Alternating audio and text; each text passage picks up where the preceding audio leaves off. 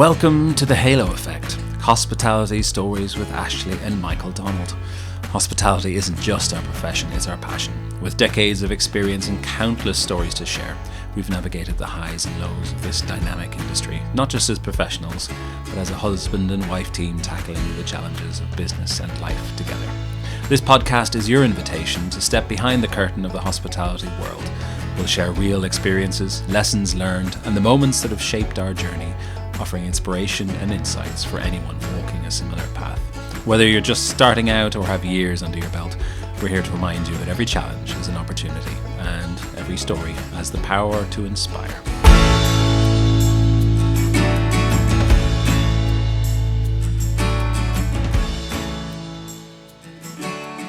Hello and welcome to the Halo Effect Hospitality Stories with Ashleigh and Michael Donald. This is going to be our second episode talking about some trends that we've seen recently, Ashleigh. Yeah, it's a great time of year for the trends articles, and we must give full credit to various sources for these out in the public domain, and very much providing we'll pop our some links, thoughts and commentary. But absolutely, we'll pop the links for anyone that would like to do some further reading, and just to say huge credit to the publications that are sharing these. But yes, a great time of year just to kind of delve into these trends, and often they're sort of things that we see shaping and just accelerating, and some are very much marked back to days of recovering from the pandemic as well. So there's lots of kind of different layers. And they're not all relevant to every, no, exactly. Not everything. But it is good to understand. I mean, the key to hospitality is understanding your guest, right? There's no difference really. So the more that you can understand them and their motivations and their reasons for potentially traveling to your region or your area or your hotel or your restaurant or whatever it might be, the more you can do to encourage like-minded people to do the same. Where we go on holidays is definitely changing, but the way we travel is changing. People still visit the icons. I think Paris is still the most popular place to visit in the world, but people are starting to add little alternative hubs to dodge the crowds and maybe cost as well. Not everyone has to dodge cost, but most of us do. Cities are moving from crowd control to real stewardship, and regeneration is becoming a real practice rather than just a promise. Ashleigh, on trending. And then, so I think, as you say, there's always the iconic cities of the world that are on our hit list. And, I think growing up and watching movies of, whether it's the Plaza Hotel in New York and Home Alone 2 or, iconic London landmarks that are, just very much on the checklist of places that we all want to see. But, there's definitely a movement to, I don't like to use the word second cities, but I think it's just exploring beyond the capital city or exploring beyond the main tourist destination. And whether that's as an add-on to your itinerary and a few sort of extra days here and there, or whether that's just actually choosing to go to that place instead of the main kind of well-trodden track. We've done it lots of times before. Really, kind of not thinking about it. We weren't thinking that this was us on trending, going beyond the algorithm. When we went to America, we stayed in an Airbnb in kind of a really residential neighborhood for the best part of 2 weeks, and then stayed in a 5-star hotel for 2 nights. Now that was massively driven by finances, of course, but it also gave us different experiences within the same trip.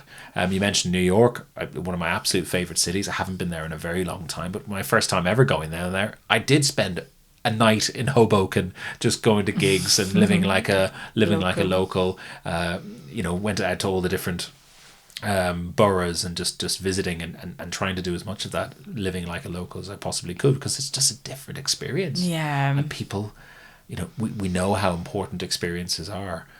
Especially now, when we also have a holiday this year, or next year when we're going to Mallorca, and we'll be in a villa for most of the stay, but then we want to have a bit of a city break as well. I think it's really interesting people just want more out of their trips, and and more like authenticity and flexibility. We mentioned that in the other trends episode. We talk about flexibility, and they don't necessarily want to be just in a hotel. Yeah, I think that's a big one. We also spoke in the last episode about shortened stays. That's shortened stays maybe in hotels. Maybe they're tagging on, 3-4 days stay in a hotel, and then they're doing a 3 or 4 day stay. That's not easy to say. In a Airbnb or villa or something else. It's shortened stays, not necessarily shortened holidays. Yeah. And I think it's fascinating and trying to tackle that. Yeah, and I think this kind of plays into this next trend, which we'll delve into, and it's the over tourism. When you think about the iconic Santorini, the blue. Oh gosh, what's it called? Mine's gone blank. Blue Lagoon? No, not Blue Lagoon. It's the iconic Santorini with the blue rooftops. Again, I'll share the image in the notes, but there's just those kind of iconic, again, I hate to say Instagrammable sort of sites, and you see at sundown there's like thousands of people with their phones out, and it kind of detracts somewhat from the experience. And I think that that there's a movement to go to internet silent towns, which I think is a lovely thought, and the kind of pressure to create content and capture that sort of iconic scene, and kind of does take away from the authenticity. So I think kind of almost just taking the pressure off, going to these like less kind of trodden places, and I think destinations, it is a huge challenge to kind of manage the destination in a sustainable way. And I take a recent example, and we had the amazing opportunity to travel and stay in Bali for quite a few weeks over the summer. Again, we tried to live very much in local homestays, and staying and spending our money in the local restaurants, and kind of really kind of contribute in that sort of localized way, but like just to take Bali, the island has skyrocketed. So I think there was just in the past decade, Bali has welcomed from 3.8 million to 6.3 million last year, and it is an island, and a lot of the tourism development is quite concentrated in the sort of south and around the kind of southern coastlines, a little bit in the north, and we kind of ventured up into the north, but it was still very much like diver communities, and kind of a little bit more sort of intrepid, because it took a long time to get there, and you travel by road. But the Indonesian government, there's a huge drive towards developing Bali, and there was talk of second airports, but also to kind of create more Balis, and just next door to Bali is the island of Lombok, which has been on the radar for many years, and I think is a massive kind of one for the big sort of surfer community. And that for the islanders on Lombok, this sort of promise of Balification is welcome from a potentially sort of financial and kind of infrastructure, but also there's a huge kind of consideration about what that is doing. There's been a little bit of controversy around sort of rehoming and redeveloping areas, and kind of resettling communities to make way for whether it be roads, infrastructures, resorts, but just again, they're sort of expecting huge numbers of visitors, and sort of with airports kind of being built and things. But I mean, we saw a sort of direct result of Bali's over tourism, and I think that was probably the traffic and the pollution was the sort of big takeaway. And whilst Bali remains so beautiful, and there's still certain areas which are absolutely paradise, just personified, there was a lot of pollution, plastic pollution, lots of traffic, and it just felt that it was just so saturated, and there was just the sort of double-edged sword of victims of their own success in many ways. So I think there's a lot of, I think 40% jump year on year in terms of tourism into Lombok. So I think given its proximity to Bali, and again, people maybe twinning their trips, some time in Bali and then time in Lombok and maybe the neighbouring Gili Islands. And then, of course, Komodo and Flores, and they're so much more accessible. I mean, when I travelled there, 15-20 years ago, it was a 3-day boat journey to get to Komodo to see the dragons and to explore those islands, and it did feel so remote when you were there. Like, you'd wake up and you almost like felt like on the moon type thing. It was just so different, but of course it's just so much more accessible now. And again, that kind of brings with it conversations around conservation and sustainability and that sort of development of tourism. And of course, that's one example of the dilemma that a lot of destinations face, and I think those progressive governments and local authorities who kind of recognise the benefits, but also just that they do need to kind of preserve the reason why people visit in the first place. So it's not easy, and we've all got our part to play, but I think it's interesting to see that actually tourists are now, in some ways shifting with their feet and spreading the wealth within the country in different destinations. It's not just those kind of hot spots that are kind of generating the income and the numbers of people. Because it's sort of similar to that then is I don't know, this is an interesting article that was shared by Lemongrass as well, was talking about regenerative travel, which I kind of read first as a sustainable travel, but it's a bit more than that, isn't it? It's more about actively regenerating areas, and supporting local in a way that sort of feeds back into the economy. It'll be spreading this now. Sorry. So it goes beyond that sort of traditional sustainability. I mean, sustainability obviously focuses on really minimizing harm, but regenerative is actively looking to leave destinations better than they were found. Yeah, and recognising that it's very much a they use this sort of complex and deeply interwoven ecosystem. So tourism is sort of one part of that, and it doesn't just exist in its silo, but it does have a potentially an impact on the people and the places that it touched. And I mean, again, going back when I lived in Southeast Asia and we did a trip from sort of North to South Vietnam. I used a lot of rail, did a lot of overnight rail journeys, but went up to Sapa, which is on the border with China, very north of Hanoi, which was lots of hill tribe communities. And on one hand, there would be this kind of traditional practice where the sort of hill tribe community would come into the kind of local market square and exchange, their goods and things that they'd made, sort of handicraft and sort of textiles and things, and there would be very much trading, and be very much in their traditional dress, and it would do a real sort of spectacle to witness, and then that would conclude.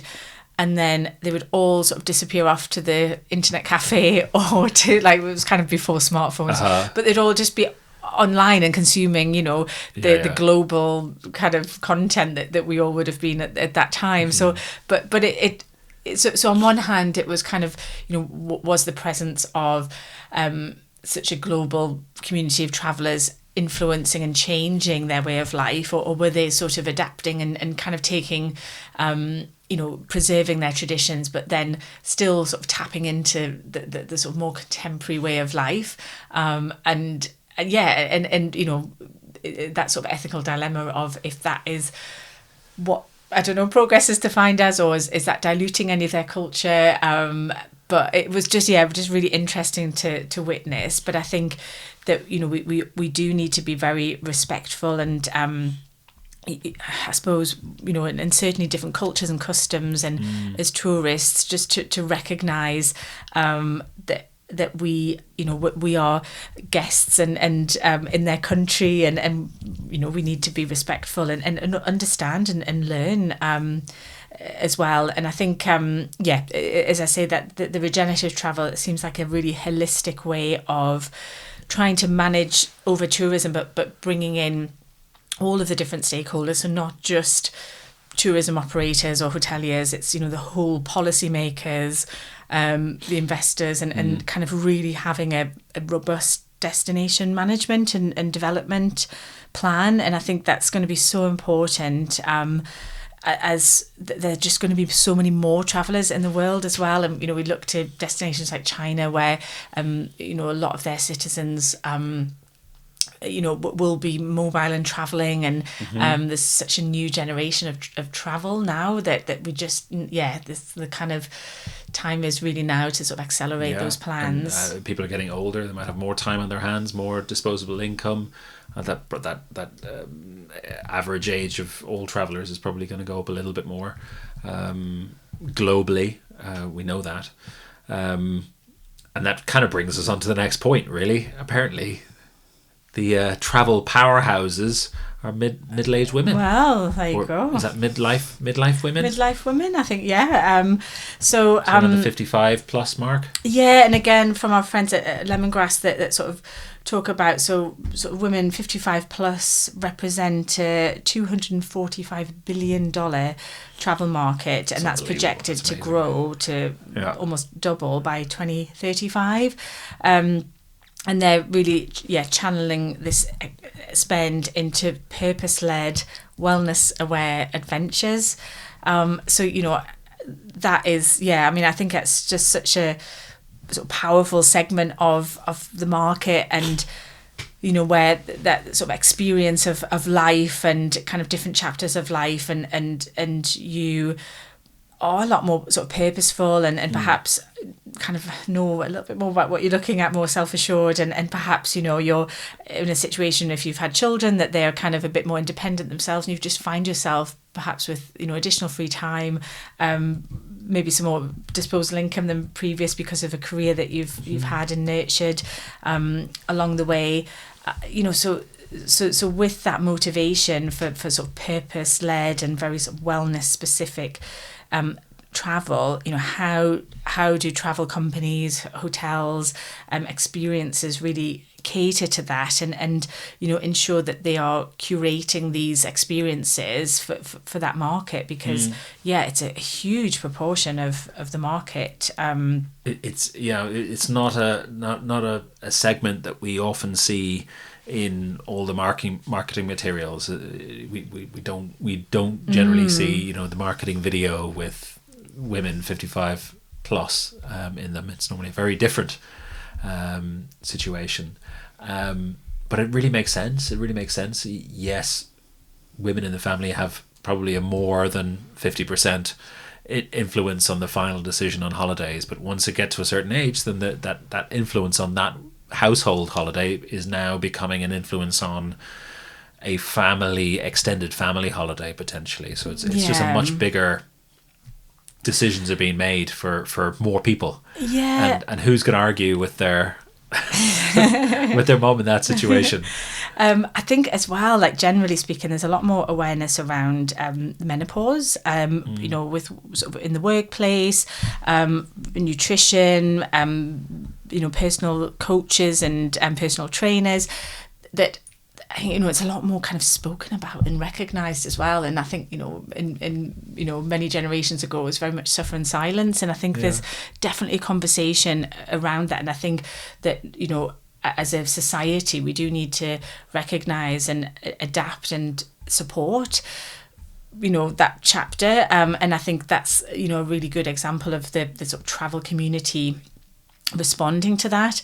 And then I suppose as kind of part of that kind of travel for all, there's a lot of work being done around like neurodiverse-friendly adventures, and I suppose not one size fit all type holiday. So I think that kind of hyper focused looking at motivations and needs and the sort of outcomes of what people are looking for with travel and hospitality. I think there's just a real opportunity to be very creative and specific around how you cater to these sort of mini segments that are emerging. Well, now here's going to skew this one a bit. Light pollution. apparently is rising by about 10% a year. Not in Northumberland, surely. I suspect not. But what is promising for Northumberland, demand for darkness, night wellness, and sauna rituals is growing. Oh, sounds amazing. So, I mean, Northumberland, which for anyone who doesn't know, is just directly north of where Halo is based. A very large, possibly the most sparsely inhabited county in the UK, but it's also very, very well known for its dark skies. So this could be good news for anyone listening from some nice spots in Northumberland, and it's really interesting. You know, what kind of nighttime wellness ideas can you come up with, you know, for your hotels? And I mean, it's a very similar thing when we were on holidays in Marrakesh, desert night. A huge part of that holiday that we looked forward to was spending a bit of time in the desert. And they seem to have that now. Obviously, they have, maybe it's a little bit warmer in the desert than it is in Northumberland, and it's certainly drier, that's for sure. But there is something very, very special about spending time under the skies, darkness. I think when you talk about the neurodiversity as well, I think that kind of tangible looking at focusing on things is a really interesting and area just to look kind at of as well. silencing the sort of general noise. And I remember sort of all the years that we lived in London, and sometimes forgetting that there were stars in the sky, and then it wasn't until I would come and see my parents in Northumberland and then look up and think, oh gosh, it really is amazing. You know, I know we've been camping with friends, and we've got a very passionate friend who brings his telescope and shows all the kids the planets, and you know what it is, it's great. It's such a sort of mind-blowing experience. And you know, we mentioned Northumberland because it is on our doorstep, but they've got a designated dark skies area, and it's a huge boost for tourism, and their planetarium and all of their kind of sky watching kind of itineraries are booked up so far in advance. And for that reason, that people just want to, I suppose, kind of disconnect with the day-to-day and reconnect with the kind of universe, really, isn't it? It's just so vast.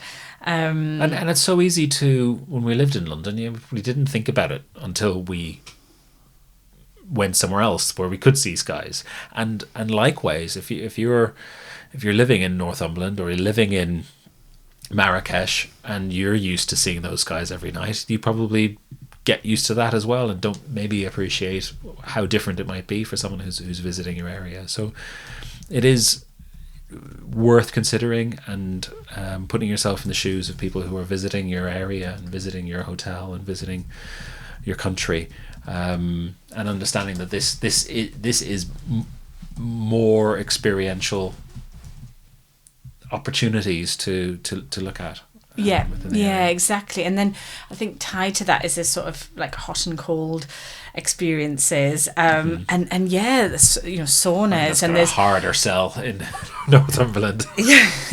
But I mean, I did this wonderful with my sister, the kind of beach sauna, and then so you would kind of dash into the North Sea and then come back to this amazing beach sauna, which essentially was this reinforced tent on the beach with a wooden sauna, but it was amazing, and we felt so rejuvenated, and we were just in our local beach, and just sort of power of the sea, and we did it in Ullswater as well, when we were camping, in essentially a converted horse box, I think, but it was really lovely, and you've got all the essential oils.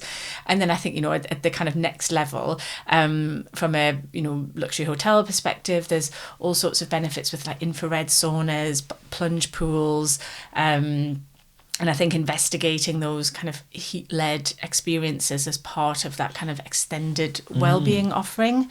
Well, I did hear that cold water therapy can have the same dopamine impact as some Class A drugs. Wow. But it lasts 10 times longer. Really? Which is an amazing thing that I've not experimented with either of those, but we'll have to try and try the cold water version. Yeah, well, I mean, the North Sea is literally on our doorstep, so we've got plenty of that. But I mean, we do. I mean, when I get up to my, ridiculous o'clock boot camp, which is in the dark at the moment in the winter, but there's a regular cohort of swimmers every morning, 6 a.m. are in the bay swimming, and it's the therapy of that. I think mentally and physically, it kind of reboots your system and provides that kind of mental resilience. I think it's really well documented. So I think that we've seen, I suppose, that rise in like wild swimming, and again sort of hotels and experiences being sort of tapping into that and kind of showcasing their sort of natural resources as part of their wider offering. So the very last one that we're going to discuss today, Ash, the last trend, shoulder season, the in-between season logic. So apparently this year was the hottest year on record, 1.55 degrees Celsius above pre-industrial levels. Wow. And only going to go up probably until something changes. But about 31% of travellers are shifting to shoulder seasons. Now, certainly for people who have ever got caught out in trying to book holidays during school holidays, I can completely understand why they would do that. What opportunities are there? What can we do to make the most of that? Are we avoiding? I know that they're talking. Let's do that one again. We also know the World Cup in Qatar a few years ago that had to change its scheduling because of temperatures. The American Men's World Cup happening next year, 2026, also has already been criticised, talking about changing their scheduling. And whenever we go on holidays to Spain, we also know that everything seems to shut down apart from us walking around in the middle of the day. They seem to have a much better idea than us. We're still trying to make the most of it, and we're walking around when everyone else is having a siesta in the heat. What opportunities are there to do something about it? What can we do? Well, I think it's, I suppose, and again, it's very much led by travellers in many ways. So I think the sort of peak season traditionally in that August, and of course a lot of it is dictated if you've got school age kids that you're kind of stuck to those holidays. But I think there's definitely a shift into more sort of coolcations in those kind of like peak heat months, that you're choosing destinations that kind of more polar led, so kind of is it those kind of or mountainous holidays, so you're kind of a few degrees cooler, and then perhaps you're kind of saving those warmer destinations, the Spain's and Southern Europe, in our case, for the sort of Easter or October holidays. So you're kind of trying to avoid the heat, but of course for the operators and infrastructure within those destinations, it will be interesting to see how they adapt, and if actually the traditional peak season isn't really a thing anymore, because actually it's just too hot to go there.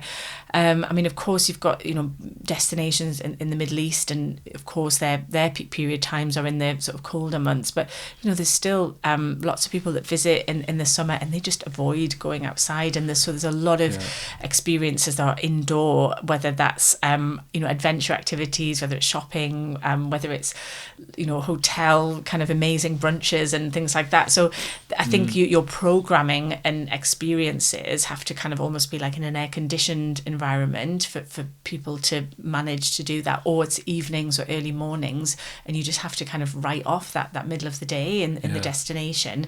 But I think people will vote with their feet and start choosing destinations based on what is comfortable for them temperature wise, which between you and I is going to be at least 10 degrees. I know that my brother Gary, he never goes away during the sort of July, August, summer period, because he says that's the best time of year to be in the UK and Ireland. It's the best weather. Why would you go somewhere that's hotter than that? It's the loveliest time to be to be there, and then go away in winter to get a bit of sun.